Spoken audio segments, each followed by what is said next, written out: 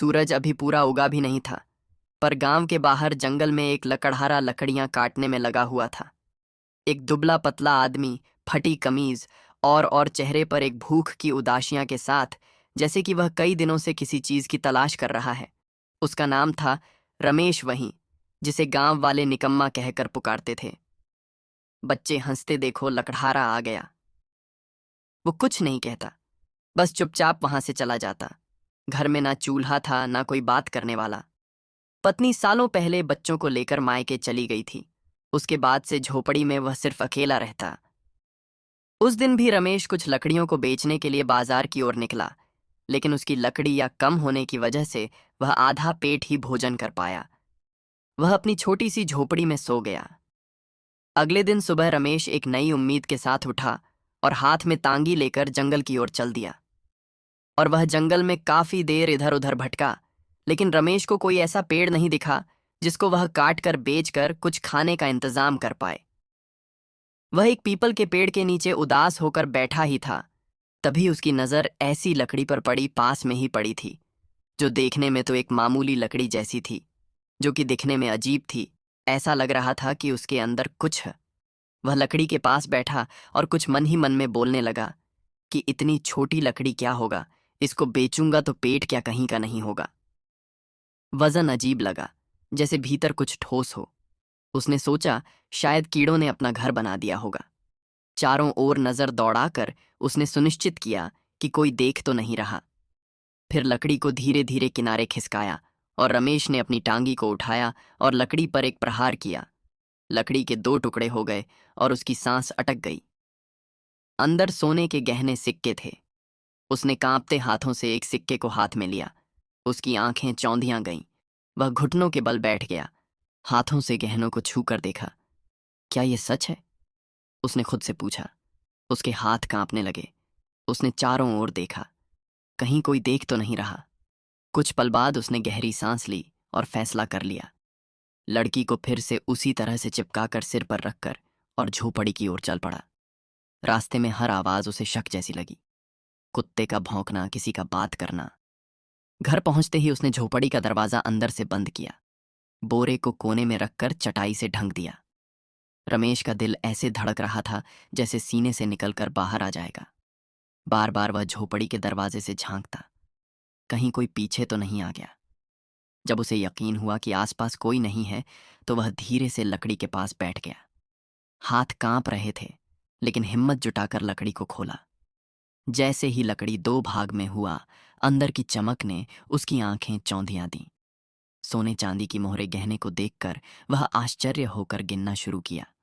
गिनते गिनते उसके होंठ सूख गए। एक सिक्के की कीमत 1 लाख है। उसने अंदाजा लगाया, कम से कम 30-40 करोड़ तो होंगे। ये सोचते ही उसका दिमाग सुन पड़ गया। इतना सोने के मोहरे कोई आम आदमी नहीं छोड़ सकता। वह बुदबुदाया। उसके भीतर डर की लहर दौड़ गई। कहीं यह किसी बड़े आदमी, किसी नेता या गुंडे का तो नहीं। अगर उन्होंने ढूंढना शुरू किया तो क्या होगा? इस ख्याल से उसका शरीर पसीने से तर हो गया। रमेश ने सिक्के को वापस रख दी और मिट्टी पर बैठ गया। सिर पकड़कर सोचने लगा। दिल में एक तरफ खुशी थी कि सालों की गरीबी अब खत्म हो जाएगी। इलाज करा सकेगा, नया घर बना सकेगा, इज्जत की जिंदगी जी सकेगा। पर दूसरी तरफ डर उसे भीतर से कुतर रहा था। अगर किसी को पता चल गया तो लोग उसे चोर कहेंगे, पुलिस पकड़ लेगी या असली मालिक आ जाएगा। रात भर वो जागता रहा। उसने खुद को तसल्ली दी, अगर कल सिर्फ एक सिक्का निकाल कर इलाज करवा लूं तो किसी को क्या पता चलेगा। डॉक्टर ने पहली बार उसे इज्जत से बैठाया, दवाइयां दी और कहा इलाज मुमकिन है। सालों बाद रमेश के चेहरे पर एक सच्ची मुस्कान आई। वह समझ गया, यह दौलत उसका इम्तिहान है, वरना वरदान नहीं। अगला दिन रमेश के लिए एक नई सुबह बन गया। वर्षों बाद उसने आईने में खुद को गौर से देखा। चेहरा कमजोर था, मगर आंखों में अब उम्मीद की चमक थी। उसने सोचा, अगर समझदारी से काम लूं तो सब बदल सकता है। सबसे पहले उसने अपनी झोपड़ी की मरम्मत करवाई। लड़की से कुछ सिक्के निकाले, सोनार को बेचा और उससे जो पैसे मिले उससे रमेश ने मजदूरों को बुलाया और छत बदलवा दी। कुछ ही दिनों में घर की बदबू और सीलन कम हो गई। मोहल्ले वाले हैरान थे। अरे ये कबाड़ बिनने वाला अचानक कैसे बदल गया। कुछ हफ्ते बाद उसने अगला कदम उठाया। गांव की मुख्य सड़क पर एक छोटी सी किराने की दुकान खोली। पहले दिन बस दाल चावल नमक रखा। खुद दुकान पर बैठा, आने वालों को मुस्कुराकर सलाम किया। शुरुआत में लोग झिंझके मगर धीरे धीरे आने लगे। दुकान चल निकली। आटे की बोरियां, तेल के डिब्बे, मसाले, साबुन सब कुछ बिकने लगा। रमेश ने उस पूरे दौर में बड़ी सतर्कता बरती। उसके पास अचानक आई दौलत किसी रहस्य से कम नहीं थी, पर उसने कभी उसका दिखावा नहीं किया। वह जानता था, अगर जरा भी चमक दमक दिखी तो लोग सवालों की बौछार कर देंगे। इसलिए बाहर से वह अब भी वही सीधा साधा दुकानदार दिखता था, जो हर ग्राहक को मुस्कुराकर क्या चाहिए भैया कहता था। लेकिन भीतर से भीतर वह जानता था कि उसकी पुरानी बोरी में इतनी पूंजी छिपी है कि न सिर्फ उसकी बल्कि कई जिंदगियों की दिशा बदल सकती है। कभी कभी मोहल्ले की बुजुर्ग औरतें उससे कहती, रमेश भैया तुम तो बहुत बदल गए हो। वह बस मुस्कुरा देता, लेकिन भीतर एक मीठा गर्व उमड़ पड़ता। आखिर किसे बुरा लगता है जब दुनिया आपके बदलाव को देखती है। धीरे धीरे उसने कारोबार बढ़ाया। कुछ महीनों बाद उस बोरी से थोड़ा और पैसा निकाला और एक छोटा सा गोदाम शुरू किया। माल ढोने के लिए पुरानी ट्रक खरीदी और अब सिर्फ बेचने वाला नहीं, सप्लाई करने वाला बन गया। गांव में लोग अब उसे सलीम लाल कहकर पुकारने लगे, जैसे वह कोई बड़ा व्यापारी हो। पर तरक्की के इस सफर के बीच एक डर हमेशा उसके भीतर जीवित रहा। रात को जब वह उस बोरी के पास बैठता तो सोचता, अगर किसी दिन यह राज खुल गया, तो अगर असली मालिक सामने आ गया तो और अगले ही पल खुद को दिलासा देता, नहीं, ये मेरी किस्मत का इनाम है। मैंने सालों की बेबसी सही है। ये मेरी मेहनत का फल है। किसी का हक नहीं छीना। समय के साथ रमेश खुद भी बदल गया था। जो आदमी कभी भीड़ में सिर झुकाकर चलता था, अब सीधा चलता था, आत्मविश्वास से भरा हुआ। उसकी आवाज में अब झिझक नहीं, ठहराव था। दिन में वह दुकान संभालता, शाम को गोदाम देखता और रात में बोरी के पास बैठकर अगले दिन की योजना बनाता। वह अब अपने पुराने रमेश से कहीं आगे निकल चुका था। मगर यह भी सच था, तरक्की के बीच भी एक खालीपन उसके भीतर अब भी गूंजता था। एक शाम जब वह थका हारा दुकान बंद करके लौटा तो दरवाजे पर दो चेहरे खड़े थे। परिचित पर दूर चले गए चेहरे, उसकी पत्नी अनीता और दोनों बच्चे। बच्चे अब बड़े हो चुके थे, मगर उनके चेहरे पर हिचक और शर्म की छाया थी। अनीता की आंखें भीगी हुई थीं। रमेश, उसने धीमे से कहा, हमसे गलती हुई थी। हालात ने मजबूर कर दिया था। तुम्हें छोड़कर जाना ठीक नहीं था। सलीम के कदम जैसे जमीन में धंस गए। एक पल को समय ठहर गया। उसे वे दिन याद आए जब बीमारी ने उसे तोड़ दिया था। घर में खाने को कुछ नहीं था और अनीता ने कहा था, मैं ये सब नहीं झेल सकती, और बच्चों को लेकर चली गई थी। वह वही रात थी जब रमेश का सब कुछ बिखर गया था। अब वही अनीता उसके दरवाजे पर थी। बच्चे आगे बढ़े और बोले, बाबा हमें माफ कर दीजिए, अब हम आपके साथ रहना चाहते हैं। रमेश का दिल कांप उठा। एक तरफ वह पिता था जिसे बच्चों को गले लगाने की चाहत थी, दूसरी तरफ वह वही टूटा हुआ इंसान था जिसे छोड़ दिया गया था। क्या उनका लौटना सच में मोहब्बत थी, या अब दौलत की चमक उन्हें वापस खींच लाई थी? ये सवाल उसे भीतर तक चुभ गया। उसने ठंडे स्वर में कहा, जब मैं खाली हाथ था तुम सब चले गए थे। अब जब मेरे पास कुछ है तो लौट आए हो। क्या ये प्यार है या लालच? अनीता की आंखों से आंसू बाहर निकले। नहीं रमेश, अब हम सच में पछता रहे हैं। बच्चों को तुम्हारा साया चाहिए। रमेश ने निगाहें झुका लीं। भीतर ज्वालामुखी सी हलचल थी। वह जानता था, कभी कभी माफ करना आसान होता है, लेकिन भूलना नहीं। आखिर उसने कहा, बच्चे मेरे हैं और उनका हक कोई नहीं छीन सकता। मैं उनकी पढ़ाई, उनका भविष्य संभालूंगा। लेकिन अनीता, हमारे बीच जो दीवार खड़ी हो गई है वह अब कभी नहीं गिरेगी। अनीता चुप रह गई। बच्चों की आंखों में राहत थी। कम से कम पिता फिर से उनके जीवन में थे। पर रमेश के दिल का पुराना घाव फिर हरा हो गया। बाहर की दुनिया कहती थी रमेश लाल अब एक सफल आदमी है, लेकिन भीतर वह अब भी वही रमेश था जो अपनी पुरानी लकड़ी के साथ अतीत और वर्तमान के बीच झूलता रहा। उस रात रमेश देर तक नींद नहीं ले पाया। वह लकड़ी के पास बैठा जैसे किसी पुराने दोस्त से बातें कर रहा हो। यह दौलत सब कुछ लौटा रही है, इज्जत, नाम, सुकून भरी जिंदगी, पर क्या यह मन की शांति भी लौटा पाएगी? सवाल हवा में तैर गया और जवाब में बस दीवारों की खामोशी थी। कुछ हफ्ते बीते। रमेश की दुकान अब एक छोटे साम्राज्य में बदल चुकी थी। गोदाम से माल निकलता, गाड़ियां आती जाती, और गांव वाले अब उसे रमेश भाई कहकर सम्मान से पुकारते। बाहर की दुनिया में सब ठीक था, पर भीतर एक बोझ था जो हर रात उसके सीने पर बैठ जाता। वह उस बोरी को देखता और खुद को समझाता, शायद किसी चोर ने फेंकी होगी, या शायद किस्मत ने मुझ पर दया की। पर किस्मत को भी जैसे उसके धैर्य की परीक्षा लेनी थी। एक शाम वह घर के आंगन में चाय की चुस्कियां ले रहा था। अंदर टीवी पर खबरें चल रही थीं, सामान्य राजनीतिक बकवास जिसे अब वह ध्यान से नहीं सुनता था। लेकिन अचानक एंकर की आवाज तेज हुई। ब्रेकिंग न्यूज, विधायक के घर हुआ चोरी। रमेश का दिल धक से रह गया। एंकर बता रहा था, एक चोर विधायक के घर से पैसे चुराकर भाग रहा था। जब पुलिस ने उसका पीछा किया तो उसने पैसे कहीं छुपा दिए हैं जो अब मिल नहीं रहे हैं। पुलिस लगातार उसे तलाशने की कोशिश कर रही है। रमेश का हाथ कांप गया। उसके दिमाग में बिजली सी कौंधी लकड़ी वहीं लकड़ी। एंकर बोलता जा रहा था, सैकड़ों करोड़ अब भी लापता हैं, शायद कभी ना मिले, लेकिन जांच जारी है। वह वाक्य उसके कानों में गूंजने लगा।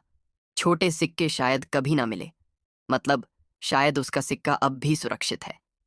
इसके साथ ही एक ठंडी लहर उसकी रगों में दौड़ गई। अगर कभी किसी ने पता लगा लिया, तो अगर पुलिस दरवाजे पर आ गई, तो उस रात उसने करवटें बदल बदल कर गुजारी। सुबह दुकान पर भी उसका ध्यान भटका हुआ था। ग्राहक बोलते रहे और वह खोए से जवाब देता रहा। मन में बस गणित चल रहा था, अगर सब छिपा रहा तो बच जाऊंगा, पर अगर राज खुल गया तो सब खत्म। शाम को लौटकर उसने लकड़ी को खोला। सिक्के अब भी वैसे ही चमक रहे थे, पर अब वह चमक उसे डरावनी लगी। उसे लगा जैसे उन सोने चांदी की आंखें हैं जो उसे घूर रही हैं। रमेश ने सिक्कों को वापस रखी और खुद से कहा, यह दौलत मुझे बचा भी सकती है और मिटा भी सकती है। उस दिन से उसने एक संकल्प लिया, अब कोई जल्दबाजी नहीं। थोड़ा थोड़ा पैसा निकालेगा, धीरे धीरे खर्च करेगा, ताकि किसी को शक ना हो। पर दिल के अंदर अब एक नया जख्म बन चुका था। हर बार जब वह सिक्के गिनता, उसके हाथ जैसे कांपते, फिर भी जिंदगी चलती रही। इसी दौरान एक दिन पास के गांव से एक आदमी सामान लेने आया। साथ में थी उसकी बहन सलोनी सादासी। 2 साल पहले उसने अपने पति को बीमारी में खो दिया था और अब अपने भाई के साथ कामकाज संभाल रही थी। रमेश ने जब पहली बार उससे बात की तो उसे अजीब सुकून महसूस हुआ। सलोनी की बातों में न कोई दिखावा था, न कोई मतलब। वह रमेश को एक व्यापारी नहीं, एक इंसान की तरह देखती थी। धीरे धीरे वह दुकान पर आने लगी, कभी भाई के साथ, कभी अकेली। हर बार उसके लहजे में एक सहज विनम्रता होती जो रमेश के दिन की थकान उतार देती। एक दिन सलोनी ने मुस्कुराते हुए कहा, आप बहुत मेहनती हैं रमेश जी, गांव में सब आपकी इज्जत करते हैं। रमेश उस पल बस मुस्कुरा दिया, लेकिन उसके भीतर एक अनहा एहसास जागा। शायद पैसा इंसान को सुरक्षित कर सकता है, मगर किसी का अपनापन ही उसे जिंदा रखता है। जब सलोनी ने मुस्कुराते हुए कहा, आप बहुत इज्जतदार इंसान हैं, तो रमेश के भीतर कुछ पिघल गया। बरसों बाद किसी ने सम्मान दिया था, वह भी एक सुंदर औरत ने। उसके सीने में जैसे ठंडक उतर गई। धीरे धीरे दोनों के बीच एक नरम रिश्ता पनपने लगा। सलोनी सिर्फ सुनती नहीं थी, वह समझती थी। जब उसे सलीम के अतीत का पता चला तो उसने अफसोस नहीं जताया, बल्कि उसकी आंखों में देखकर कहा, जो बीत गया वह वक्त की परीक्षा थी, अब जरूरी है कि तुम आगे बढ़ो। इन शब्दों ने रमेश के भीतर जैसे कोई नया दीपक जला दिया। कुछ महीनों बाद उसने एक फैसला लिया, वह सलोनी से शादी करेगा। गांव में यह खबर सुनते ही तरह तरह की बातें होने लगीं। किसी ने ताना मारा, कबाड़ बिनने वाला अब नई बीवी लाएगा। तो किसी ने हंसते हुए कहा, चलो अब इस बेचारे की जिंदगी में रोशनी तो आई। रमेश ने किसी बात का जवाब नहीं दिया। वह जानता था यह शादी सिर्फ साथ पाने के लिए नहीं, बल्कि खुद को नया जीवन देने के लिए है। शादी बहुत सादगी से हुई, न बैंड बाजा, न दावतों की भीड़, बस 2 साक्षी, कुछ फूल और 2 दिलों की नई शुरुआत। सलोनी के आने के बाद रमेश का घर जैसे सांस लेने लगा। जब सलीम दुकान से थका हारा लौटता तो सलोनी मुस्कुराकर दरवाजा खोलती। वो मुस्कान ना महंगी थी, ना बनावटी। इन छोटी छोटी बातों ने रमेश को वह सुकून दिया जो किसी दौलत से नहीं खरीदा जा सकता। फिर भी जब रात गहराती और सलोनी सो जाती, रमेश का मन फिर उसी बोरी के पास जा बैठता। वह बोरी उसे चैन नहीं लेने देती थी। हर बार नोटों की चमक उसे यह याद दिलाती, यह दौलत पवित्र नहीं है। वह सोचता, अगर यह पैसा किसी जुर्म से जुड़ा है तो इससे मुझे शांति कैसे मिल सकती है। यही विचार धीरे धीरे उसे एक बड़े फैसले तक ले गए। रमेश ने ठान लिया, अब यह पैसा सिर्फ उसका नहीं रहेगा, ये दूसरों के लिए काम आएगा। उसे अच्छी तरह याद था कि गरीबी कैसे इंसान की इज्जत तक छीन लेती है। वह ताने, वह उपेक्षा, वह दिन जब क्लिनिक का मुलाजिम उसे हिकारत से देखता था, वह सब उसकी यादों में अब भी जिंदा थे। और फिर एक सुबह उसने पहला कदम बढ़ाया। गांव की पुरानी मस्जिद बारिश में टपकती थी। नमाजियों को अक्सर छाते लेकर अंदर जाना पड़ता था। रमेश ने चुपचाप चंदा देना शुरू किया। जब रकम काफी हो गई तो उसने अपना नाम सामने रखा। गांव में खलबली मच गई। वही रमेश जो कचरा बिनता था, इतना पैसा कहाँ से आया? कुछ ने ताना मारा, कुछ ने शक जताया, शायद जुए में जीता होगा। लेकिन जैसे जैसे मस्जिद की दीवारें उठती गईं, रमेश की नीयत साफ होती गई। लोगों ने देखा, वह दिखावे के लिए नहीं, सच्चे मन से मदद कर रहा है। धीरे धीरे आलोचनाएं थम गईं और गांव के लोग अब उसे रमेश साहूकार कहकर सम्मान देने लगे। वह आदमी जिसे कभी समाज ने ठुकरा दिया था, अब समाज का सहारा बन गया था। रमेश ने अपने जीवन में एक और बड़ा कदम उठाया। इस बार उसने पैसे से नहीं, दिल से निवेश करने का फैसला किया। उसने घोषणा की, मैं गांव में एक स्कूल खोलूंगा जहां हर गरीब बच्चा बिना फीस के पढ़ सकेगा। लोगों ने पहले तो सोचा यह बस एक भावनात्मक बयान है, लेकिन जब नियम की पहली ईंट रखी गई तो सब समझ गए। सलीम अब सिर्फ व्यापारी नहीं रहा, वह गांव का रहनुमा बन चुका था। सलोनी ने भी उसका साथ दिया, कंधे से कंधा मिलाकर। कुछ युवा शिक्षक मामूली वेतन पर पढ़ाने को तैयार हो गए। कोई कहता, यह तो चमत्कार है। कोई दुआ देता, खुदा ऐसे लोगों को सलामत रखे। रमेश ने बाकी बचे हुए पैसे और भी व्यापार में लगा दिया और ऐसे करते करते वह अब सच में एक बहुत अमीर आदमी बन गया। अब उसे उस बोर की कोई जरूरत नहीं थी। अब उसकी कमाई ही इतनी ज्यादा थी कि वह अब अरबों में बिजनेस करता। लेकिन फिर भी वह अल्लाह का शुक्र अदा करता और गरीबों की मदद करता। उसने अपनी पहली बीवी और बच्चों को लंदन में एक बधा सा बंगला और एक होटल बनवा कर दे दिया।